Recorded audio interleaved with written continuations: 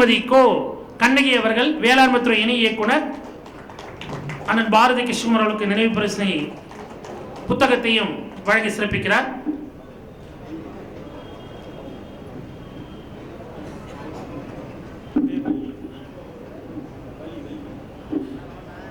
திருவண்ணாமலை மாவட்ட மைய நூலகர் நூலக அலுவலர் திருமதி பே வள்ளி அவர்களை அன்புடன் மேடை கிடைக்கிறோம். அவர் திரு வெற்றி முரசு அவர்களுக்குரிய நினைவு பரிசினையும் புத்தக பரிசினையும் வழங்குகிறார்.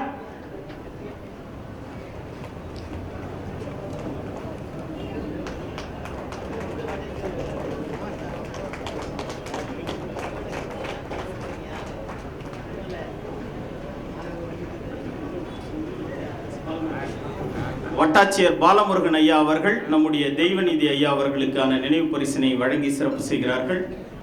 அடுத்ததாக பேசவிருப்பவரை பற்றிய ஒரு சிறிய அறிமுகம். அந்த அறிமுகத்தின் மூலமாக நான் ஒரு மீள் வாசிப்பை ஒரு நூல் படிக்க வேண்டி இருந்தது. அருந்தவ பன்றி என்கிற அந்த நூலில் உங்களுக்கு தெரியும், பாரதியோடு எதுகிரி அம்மாள் என்கிற ஒரு அம்மையாரும் செல்லம்மாள் பாரதியும் வாராவும் தொடர்ந்து அவருடைய பயணங்களில் எல்லா இடங்களிலும் இருந்திருப்பார்கள். அதை போலவே தம்பி நெல்லையப்பர் என்று அவர் அழைக்கிற நெல்லையப்பருக்கும் ஒரு இடம் உண்டு. ஆனால் இந்த புத்தகத்தில் நம்முடைய எழுத்தாளர் மிக அழகாக ஒரு செய்தியை சொல்லியிருப்பார். அருந்தவ பன்றி என்று பாரதிக்கு கீழ் அந்த தலைப்பே வித்தியாசமாக இருக்கும். 6 மாத காலம் காசிக்கு போன நம்முடைய பாரதியாருக்கு எழுதுவதற்கான வாய்ப்புகளே இல்லாமல் போகிறது. ஒரு மிகப்பெரிய கவிஞனுக்கு, தினமும் எழுதி தீர்த்தவனுக்கு அந்த இடைவெளி எத்தகைய பாதிப்பை ஏற்படுத்தும் என்கிற அடிப்படையில் அந்த நூலை அவர் படைத்திருப்பார். அந்த நூல் குறித்து நான் படித்து முடித்ததற்கு பிறகு அப்பத்தா என்கிற ஒரு சிறுகதையும் படிக்க நேர்ந்தது. அதில் தன் குழந்தைகள் தன் தகப்பனை அழைத்து செல்லுகிற போது அவர் விட்டு செல்லுகிற அந்த நினைவுகள் இருந்திருக்கும். பன்னெடும் காலம் பொய்யே சொல்லாத ஒரு அரசு ஊழியன் தன் மகளுக்காக ஒரு முறை பொய் சொல்லுகிற அந்த கோடி என்கிற கதையும் மீள் வாசிப்பு செய்ய நேர்ந்தது. இப்படி பெருமைக்குரிய ஒரு எழுத்தாளர் நம்முடைய இன்றைய சிறப்பு விருந்தினர் ஐயா அவர்கள். இன்னும் சொல்ல போனால் மிக சிறந்த மனிதநேய பண்பாளர். நான் இப்படி சொல்லுவதற்கு காரணம் ஒரு சுயநலத்தோடு இருக்கிறது. எனக்கு முன்பாக ஒரு கல்லூரியில், திருப்பத்தூரில் இருக்கிற கல்லூரியில் எனக்கு முன்பாக அவருடைய உரை, அடுத்ததாக நான் பேச வேண்டும். நான் நடுவராக அந்த பணியை செய்து கொண்டிருக்கிறேன். ஐயா அவர்கள் பேசிவிட்டு வெளியில் போய்விட்டார். அழைத்து கொண்டு சென்று விட்டார்கள். வேற ஒரு இடத்திற்கு அவர் போக வேண்டியிருந்தது. ஆனால் மேடையை நோக்கி வந்து, தம்பி நீங்கள் நன்றாக பேசிக் கொண்டிருக்கிறீர்கள், நான் உங்களிடத்திலிருந்து விடைபெற்றுக் கொள்கிறேன் என்று சொல்லிவிட்டு செல்லுகிற நல்ல பண்பை கொண்டவர் தான் இந்த எழுத்தாளர். இவருடைய ராமையாவின் குடிசை என்கிற 2005 வந்த அந்த ஆவணப்படம் மிகப்பெரிய பிரளயத்தையே உருவாக்கியது என்று சொல்லலாம். உண்மையின் போர்க்குரல் என்கிற வாச்சாத்தி குறித்தான அந்த ஆவணப்படம் மிகப்பெரிய புரட்சியை ஏற்படுத்தியது. என்று தனியும் என்று எங்களுக்கெல்லாம் வந்தவாசி பக்கத்தில் இருக்கிற அந்த செய்திகளை எல்லாம் ஆவணப்படமாக எடுத்து முடித்தார். இன்னும் அவரை பற்றி நான் சொல்லிக்கொண்டே இருக்கலாம். ஆனாலும் காலத்தின் அருமை கருதி மிகச்சிறந்த, கடந்த முறை அவர் இருளும் ஒளியும் என்று அவர் ஆற்றிய உரை இன்று வரை மக்கள் பேசிக்கொண்டே இருக்கிறார்கள். எத்துணையும் ஆற்ற இனிது இவருக்கு என்று சொல்லி எழுத்தாளர் பாரதி கிருஷ்ணகுமார் ஐயா அவர்களை வருக, உங்கள் சிறப்புரை தருக. ஐயா இந்த ஃபேன் மட்டும் ஆஃப் பண்ணுங்க. ஒரே சீட்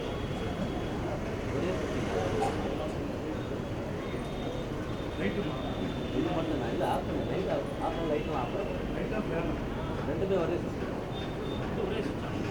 ஃபேன் ஆஃப் பண்ண லைட் ஆஃப் பண்ணு. லைட் ஆஃப்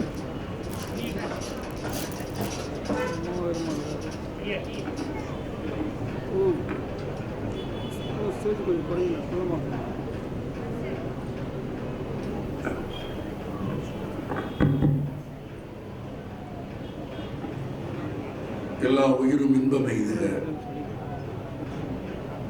எல்லா உயிரும் இன்பம் எய்துக, எல்லா உடலும் நோய் தீருக, எல்லா உயிரும் இன்பம் எய்துக, எல்லா உடலும் நோய் தீர்க, எல்லா உணர்வும் ஒன்றாதல் உணர்க. நிறைந்த அவைக்கு தலை காண்ந்த பணிவான வணக்கம்.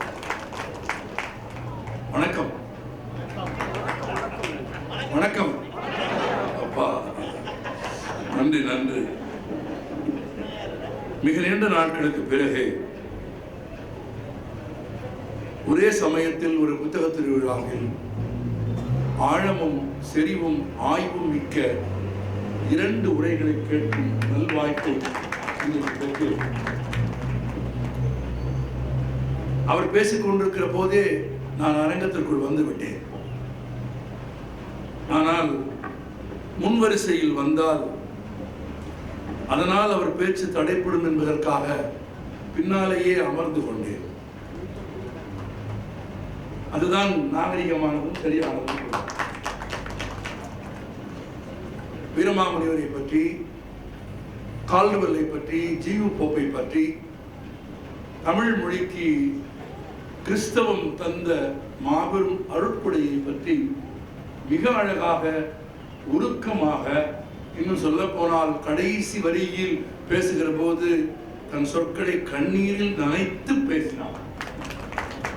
நான் மனமாற பாராட்டுகிறேன். நான் உங்களுக்கு ஒன்று சொல்ல விரும்புகிறேன்.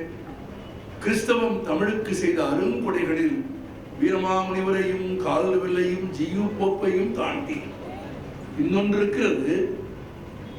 அது இடையில் பல நூற்றாண்டு காலம் தமிழர்களை ஜாதியின் பெயரால் எழுத வைக்காமல், படிக்க வைக்காமல், இருட்டில் வைத்திருந்த காலத்தில் தீண்டாமையை கடந்து எளிய மக்களை தொட்டு கல்வியும் தமிழும் ஆங்கிலமும் மருத்துவமும் தந்தது கிறிஸ்தவத்தின் பெருமை என்று நீங்கள் சேர்த்து சொல்ல வேண்டும்.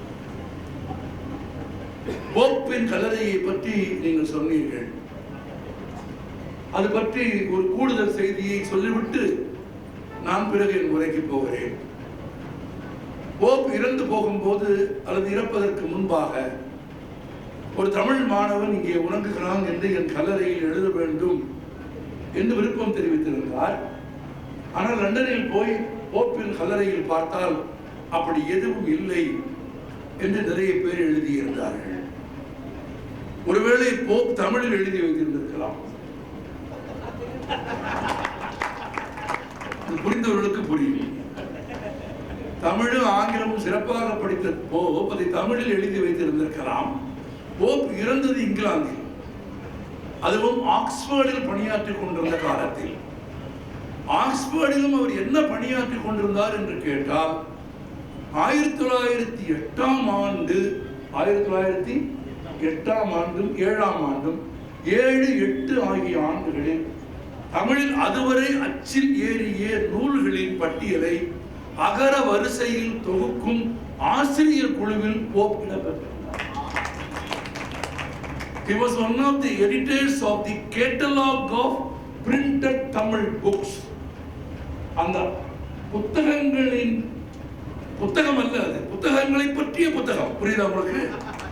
புத்தகங்களை பற்றி 1907, 8ஆம் ஆண்டு வரை அதுவரை தமிழில் வெளியாகி அச்சேறிய அனைத்து புத்தகங்களையும் அகநானூறு, புறநானூறு, திருக்குறள், திருவாசகம் உள்பட 1907, 8 வரை எழுதப்பட்ட அனைத்து புத்தகங்களை பற்றிய அகர வரிசையிலான ஒரு அட்டவணை புத்தகத்தை தயாரிக்கும் ஆசிரியர் குழுவில் போப் இருந்தார். அந்த புத்தகத்தின் மூலப்பிரதி லண்டன் நூலகத்தில் இருக்கிறது.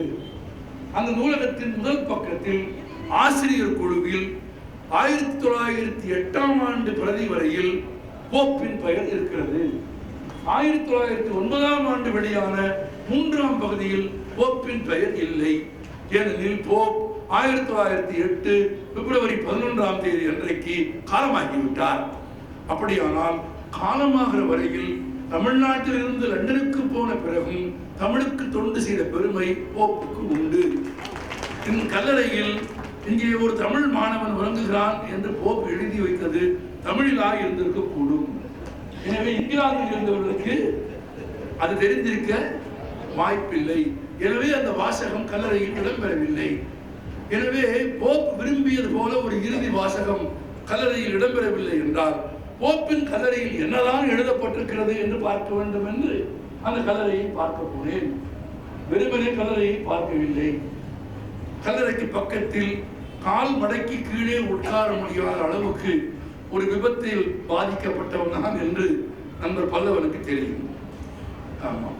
ஆனாலும் சிரமப்பட்டு கால்களை மடக்கி தமிழுக்கு தொண்டு செய்த போப்பின் கல்லறைக்கு பக்கத்தில் முழங்காலிட்டு அஞ்சலி செலுத்துவது போல 2 கால்களை மடக்கி மண்டியிட்டு அதில் என்ன எழுதி இருக்கிறது என்று பார்த்தேன். போப் பிறந்தது தமிழ்நாட்டில் அல்ல, போப் பிறந்தது கனடாவில், போப் வாழ்ந்தது இங்கிலாந்தில். அருட்பணியும் திருப்பணியும் செய்வதற்காக தமிழ்நாட்டிற்கு வந்து கொஞ்ச காலம் இருந்தார். ஆனால் அந்த கல்லறையில் எழுதியிருக்கிறார்கள். என்ன எழுதியிருக்கிறார்கள்? ஜியு போப் என்பதன் விரிவாக்கம் George Uglow Pope D of South India என்று எழுதியிருக்கிறார்கள். லண்டனில் வாழ்ந்த, கனடாவில் பிறந்த என்று எழுதவில்லை, தென்னிந்தியாவை சேர்ந்த ஜியு போப்பின் கல்லறை என்று எழுதியிருக்கிறார்கள். அப்படியானால் தமிழ் மாணவன் என்பதை விடவும் உயர்ந்த இடத்தை அந்த கல்லறையின் வாசகம் அவருக்கு தருகிறது. தமிழ் மாணவன் என்று சொல்லியிருந்தால் கூட அது குறைவுதான். தென்னிந்தியாவை சேர்ந்த George Uglow Pope T N கல்லறையை இன்னொன்றும் எழுதியிருக்கிறார்கள். அந்த கல்லறையில் சில காலம் தமிழ் பேராசிரியராகவும் தெலுங்கு பேராசிரியராகவும் பணியாற்றிய போப்பின் இந்த கல்லறையை, இதில் இடம்பெறும் வாசகங்களை உருவாக்கியது அவரது குடும்பத்தினரும் அவரது தமிழ் நண்பர்களும் என்ற வாசகம் காணப்படுகிறது. இவ்வளவும் உண்மையா என்று யாராவது கேட்டால் 20 நிமிடத்திற்கு முன்பு அந்த கல்லறையின் வாசகங்களை சொல்லுங்க. இந்த அரங்கில், இந்த மேடையில் இவரிடத்தில் காண்பித்தேன், புகைப்படத்தை காண்பித்தேன். ஏனென்றால் வரலாற்றை வரலாறாக பேசுவது கூட, வரலாற்றை வரலாறாக பேசுவது எங்கள் பழக்கம். கதைகளையும் புனை சுருட்டுகளையும் வரலாறாக பேசுவது எங்கள் பழக்கம் இல்லை. நான் இப்படி சொல்றது உங்களை யாருக்காவது நினைவுக்கு வந்தால் நல்லது. நினைவுக்கு வந்தால்தான் அதை நினைவில் இருந்து அழிக்க முடியும் என்பதால் சொல்லுகிறேன். எப்படி தமிழ் மாணவன் என்று எழுதாமல் தமிழ்நாட்டை சேர்ந்தவர், தென்னிந்தியாவை சேர்ந்தவர் என்று போப்புக்கு பெருமை சேர்க்கிறது அந்த கல்லறையோ, அதுபோல வெற்றி முரசுக்கு சொல்ல விரும்புகிறேன், நீ தென்பெண்ணையின் குழந்தை, நான் வைகையின் குழந்தை. நீ தாகம் எடுத்த போதெல்லாம் தென்பெண்ணையில் போய் உட்காருங்க. நீ தாகம் எடுத்த போதெல்லாம், பசித்த போதெல்லாம் தென்பெண்ணையில் தண்ணீர் கொடுத்திருக்கிறாய். நீ வெறுமனே தென்பெண்ணையில் தண்ணீர் குடித்திருக்கிறாய் என்று சொன்னால் கூட அது ஜீவனுள்ள பேச்சாக இருக்காது. பசித்த போதெல்லாம் குடிக்க போனேன் என்று சொன்னாய். அந்த இடத்தில் நீயும் நானும் ஒன்று. நானும் பசித்த போதெல்லாம் வைகையில் தண்ணீர் குடித்திருக்கிறேன். வைகையில் கொடுக்காப்புளி மரங்களும், கொடுக்காப்புளி சிவந்து படுத்த கொடுக்காப்புளி எப்படி இருக்கு தெரியுமா? ரொம்ப குடித்த மோசமான குடிகாரனின் கண் மாதிரி. ரொம்ப மோசமாக குடித்த குடிகாரனின் கண், அந்த வெள்ளை கொஞ்சமும் சிவப்பு கொஞ்சமும் உள்ள அந்த கருப்பு விதையுமாக இருக்கிற கொடுக்காப்புளி பார்த்தது உண்டு தானே? கொடுக்காப்புளி கேள்விப்பட்டிருக்கீங்களா? அந்த கொடுக்காப்புளி மரங்கள் நிறைந்த, நாவல் மரங்கள் நிறைந்த வைகையின் கரையில் நான் வளர்ந்த குழந்தை. வசித்த போதெல்லாம் கொடுக்காப்புளியும் அருதெல்லியும் நாவற்பழமும் சாப்பிட்டு விட்டு வைகையின் ஆட்டு தண்ணீரை 2 கைகளாலும் அள்ளி அள்ளி பசி தீர்த்து கொண்ட குழந்தை. நீ தென்பெண்ணையின் குழந்தை, நான் வைகையின் குழந்தை, நாம் தமிழ் என்னும் ஜீவநதியின் குழந்தை. யாரேனும் ஒருவர் பேசுகிற போது தென்பெண்ணையை பற்றி பேசவில்லை என்று வெற்றி முரசு கவலைப்படக்கூடாது. தென்பெண்ணையை பற்றி பேசுவதற்கு நீங்கள் தான் இருக்கிறீர்கள். வேறு ஒருவர் பேச வேண்டும். வேறு ஒருவர் பேசினால் இவ்வளவு நெருக்கமாக பேச முடியுமா? வைகையை நான் பேசுவது போல உங்களால் பேச முடியுமா? எனவே தென்பெண்ணையை பற்றி யாருமே பேச மாட்டேங்கிறார்கள் என்று இனி எதிர்காலத்தில் கண்ணீர் வடிக்காமல் கவலைப்படாமல் தென்மண்ணையை பற்றி பேசுவதற்கு நான் இருக்கிறேன் என்று வெற்றி முரசு கொட்டி சொல்லட்டும். தென்மண்ணையை பாரதி பாடிவிட்டு போய்விட்டார். தமிழ்நாட்டை பற்றி பாடுகிற போது காவிரி தென்மண்ணை பாராது, தமிழ் கண்டதோர் வைகை பொருளை நதி என மேவிய பல ஆறோடு திருமேனி செழித்த தமிழ்நாடு என்று பாரதி எல்லாவற்றையும் இணைத்து பாடிவிட்டு போய்விட்டார். நீங்கள் பெண்ணையின் குழந்தைகள், நான் வைகையின் குழந்தை, நாம் தமிழின் குழந்தைகள். தமிழுக்கு 3500 ஆண்டுகள் வயது என்பது நிரூபிக்கப்பட்டு விட்டது. அறிவியல் பூர்வமாக, விஞ்ஞான பூர்வமாக, கற்பனா பூர்வமாக அல்ல, கதையாக அல்ல. எங்கள் மொழி தேவர்களின் மொழி அல்ல. எங்கள் மொழி தேவர்களின் மொழி அல்ல. எங்கள் மொழி மனிதர்களின் மொழி. நீங்கள் தேவர்களின் மொழி என்றால், உங்கள் மொழி தேவர்களின் மொழி என்றால் எது சாத்தானின் மொழி? தேவர்களின் மொழி என்று ஒன்று இருந்தால் சாத்தானின் மொழி என்று ஒன்று இருக்க வேண்டும் தானே? அப்படியானால் உங்கள் மொழி தேவர்களின் மொழி என்றால் இன்றைக்கு பேசுகிறவர்கள் சாத்தான்கள் என்று பொருள். எங்கள் மொழி மனிதர்களின் மொழி. உலகத்திலேயே 3500 ஆண்டுகள் பழமையும் இளமையுமான மொழி எது? நான் கொஞ்சம் எல்லா பேச்சாளர் மாதிரி கிடையாது, நல்லா தெரிஞ்சுக்கிட்டேன். பேசுறவன் மட்டும்தான் உயிரை கொடுத்து பேசணும். கேட்கிறவன் எல்லாம் அப்பேறி போய் உட்கார்ந்துட்டு அசையாம கேட்கிற கேள்வி கூட பதில் சொல்லாம வாயை திறந்து பேசாம, நான் கேட்கிறேன், உசுர் இருக்க வரைக்கும் தான் பேச போறோம். நான் என்ன சொல்றேன்? உசுர் இருக்க வரைக்கும் தான் பேச போறோம். உசுர் போயிட்டு அடுத்தவன் தான் பேசுறான் நம்மளை பத்தி. நமக்கு அது நமக்கு என்னன்னு தெரியாது. 3500 ஆண்டுகள் இளமையும் பழமையும் கொண்ட மொழி எது? இப்போ பத்தலையே. தாய்மொழியின் பெயரை இப்போ ஒரு 150 பேர் இருக்கிறீங்க, அது ஒரு 75 பேர் தான் தமிழ் அப்படின்னா, இன்னொரு 75 பேர் டப்பிங் கொடுக்குறாங்க, சினிமாவில் கொடுக்குற மாதிரி. இன்னும் கொஞ்சம் பேர் இருக்காங்க, அதுவும் கிடையாது. நான் என்ன சொல்றேன், ஒன்றை நினைவில் வைத்துக் கொள்ளுங்கள். இந்த உலகத்தின் எல்லா தீமைகளுக்கு காரணம், இந்த உலகத்தின் எல்லா தீமைகளுக்கும் காரணம் தீயவர்களின் குற்றங்கள் அல்ல, நல்லவர்களின் மௌனம் என்பதை நினைவில் வைத்துக் கொள்ளுங்கள். எனக்கு தெரியும், 3500 ஆண்டுகள் பழமையான இந்த தமிழை எவனாலும் அழிக்க முடியாது. எவனாலும் அழிக்க முடியாது. எந்த திசையில் இருந்து வந்தாலும் அழிக்க முடியாது. ஆமா, அது மலையாக இருந்தாலும் சரி, மடுவாக இருந்தாலும் சரி, யாராக இருந்தாலும் சரி, நீ எந்த வண்ணத்தில் வந்தாலும் சரி, இந்த கருப்பை அழிக்கவே முடியாது. இந்த கருப்பு திராவிட கருப்பு, எந்த சாயமும் ஒட்டாத கருப்பு. தமிழை எந்த கொம்பனாலும் அழிக்க முடியாது, தமிழரை தவிர.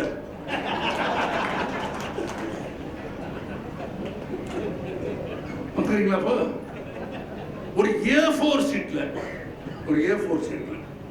பிழை இல்லாம ஒரு காதல் கடிதம் எழுத்து பிழை இல்லாம, நான் இந்த தலைமுறையில் இருக்கிற எல்லா பெண்களுக்கும் சொல்கிறேன், பருவத்தில் காதல் கல்யாணம் செய்து கொள்ள வேண்டும் என்று விரும்புகிற பெண்களுக்கு எல்லாம் சொல்கிறேன், அந்த காலத்து சுயம்பரம் அமைப்பது மாதிரி ஒரே ஒரு பரீட்சை, ஒரு A4 சைஸ் பேப்பர்ல எழுத்து பிழை இல்லாம, சொந்த கற்பனையா, ரொம்ப முக்கியமா ஃபார்வேர்டு மெசேஜா இல்லாம,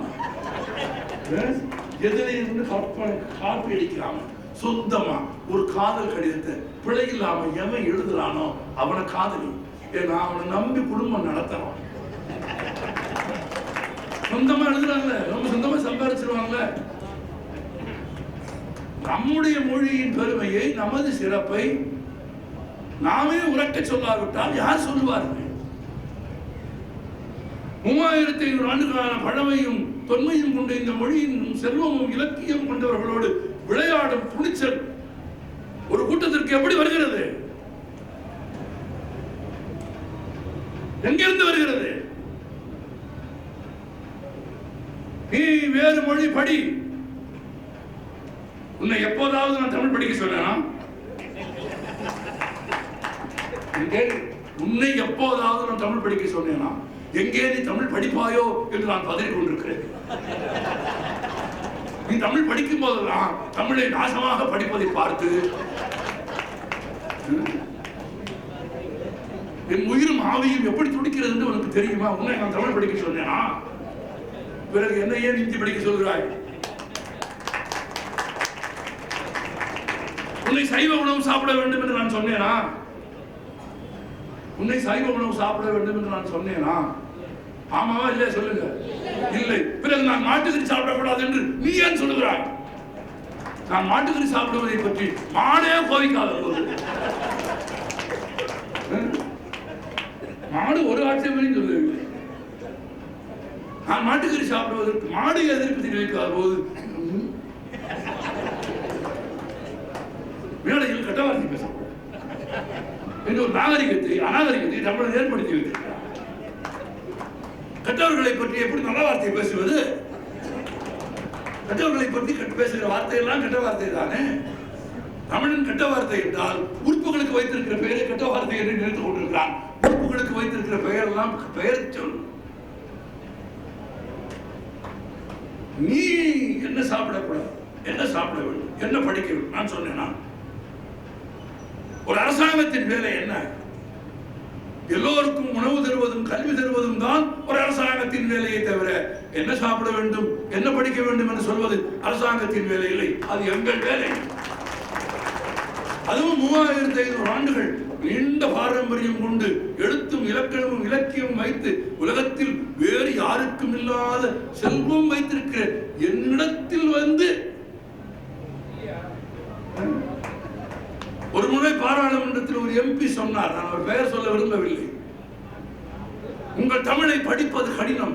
அவர் சொன்னார் பாராளுமன்றத்தில், உங்கள் தமிழில் 200க்கு மேல் எழுத்துக்கள், உங்கள் தமிழை படிப்பது கடினம், பல வருடங்களாகும் தமிழ் படிக்க. ஆனால் எங்கள் மொழியான ஹிந்தியை அதன் இலக்கியங்களை நீங்கள் 30 நாட்களுக்குள் படித்து விடுத்து முடியும் என்று அவர் சொன்னார். அடுத்த கணம் அண்ணா எழுந்து தயக்கம் இல்லாமல் சொன்னார், 30 நாட்களுக்கு மேல் படிப்பதற்கு ஒரு மொழியில் ஒன்றும் கிடையாது. 30 நாட்களுக்கு மேல் படிப்பதற்கு ஒரு மொழியில் ஒன்றும் கிடையாது. என் மொழியில் 3000 ஆண்டுகளாலும் படித்து முடிக்க முடியாத புத்தகம் இருக்கிறது. இதோ சிவஞான போதம் பேசுகிற போது சொன்னார், 12 ஆண்டுகளாக படிக்கிறேன், இன்னும் முழுமையாக புரிந்து கொள்ள முடியவில்லை. பாரதியின் குயில் பாட்டு 50 ஆண்டுகளாக படிக்கிறேன், இன்னும் முழுமையான பொருள் விளங்கவில்லை. 1330 குறள் படிக்கிற போதெல்லாம் ஒவ்வொரு முறையும் ஒரு குறள் ஒரு பொருள் தருகிறது. ஒவ்வொரு உரையாசிரியரும் ஒரு உரை எழுதி கொண்டே இருக்கிறான்.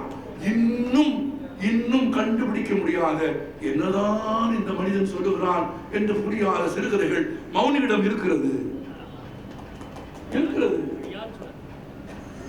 அழியாச்சுடர் அழகு சூப்பர் மௌனியிடம் இருக்கிறது. திருக்குறளில் புரியாத பகுதிகள் இருக்கிறது, இன்னும் இருக்கிறது. அல்லது புதிதாக பொருள் தருகிற பகுதிகள் இருக்கிறது. திருமூலரின் நிறைய பாடல்களுக்கு உரையாசிரியர் எழுதிய உரையும் மூலமும் எனக்கு பொருந்துவதாக இல்லை. எனக்கு வேறு ஒரு பொருள் காட்டுகிறது. 3000 ஆண்டுகளாக எழுதப்பட்டும் இன்றும் வாசிக்கப்பட்டுக் கொண்டே இருக்கிற தொன்மையான மொழி எது? தமிழ். நான் இப்போது ஒரு கேள்வி உங்களை கேட்கிறேன். 3500 ஆண்டுகள் பழமையான மொழி என்றால் ஒரு பொருளை பாதுகாப்பது எவ்வளவு கடினம் என்று யோசித்து பாருங்கள். நான் ஒரு சிறிய கேள்வி கேட்கிறேன். 100 ஆண்டுகளுக்கு முன்பு 1920களில் உங்கள் குடும்பத்தில் வாழ்ந்த மூதாதைகளின் பெயர் என்ன? எத்தனை பேருக்கு தெரியும்? உங்கள் மூதாதைக்கு எழுத படிக்க தெரியுமா தெரியாதா? தெரியாது. ஒன்று 2 விதிவிலக்குகள் இருக்கும், நான் மறுக்கவில்லை. என் தாத்தா பேர் 1920 எங்க தாத்தா பேர் தெரியும். ரைட்டு. 1850க்கு போ தெரியாதுல்ல. ஐயா இப்ப நான் பாட்டி பேர் சொல்லிட்டுப்பா. 850 நான் 1930 35 எங்க அப்பா பிறந்தாரு. அதுக்கு முன்ன பிறந்தது அவர் ஜாதகம்னு என்கிட்ட இருக்குது. அவருக்கு அப்பா பேரு மாணிக்க செட்டியாரு, அதுக்கு அடுத்த பேர் கோவிந்த செட்டியாரு, அதுக்கு அப்பா பேரு ஐயாசாமி செட்டியாரு, ஐயாசாமி சொன்னார் மங்கையர்கரசி, கோவிந்த செட்டியார் பேரு பச்சை அம்மாள், மாணிக்க செட்டியார் பேரு பொன்ரங்கம்மாள், மன்னார் செட்டியார் பொண்ணு மனைவி பேரு மனோன்மணி அம்மாள். அவங்க தான் எங்க அம்மா. அப்போ 1900 பிறந்த பஞ்சாங்கம் சீதாராம பஞ்சாங்கத்தை இன்னும் நான் வச்சுக்கிறேன். சரி, நான் என்ன கேட்டேன்? நீங்க என்ன கேட்டீங்கன்னா, நான் உங்களை என்ன கேட்டேன்? நான் உங்க குளமுறை கடத்து படலமா கேட்டேன். நான் உங்க குளமுறை கடத்து படலம் கேட்கல. உங்க குடும்பத்து பரும்ப வாரிசு கதையெல்லாம் கேட்கல. 1925க்கு முன்னாடி உங்க குடும்பத்துல யார் படிச்சான்னு கேட்டேன்.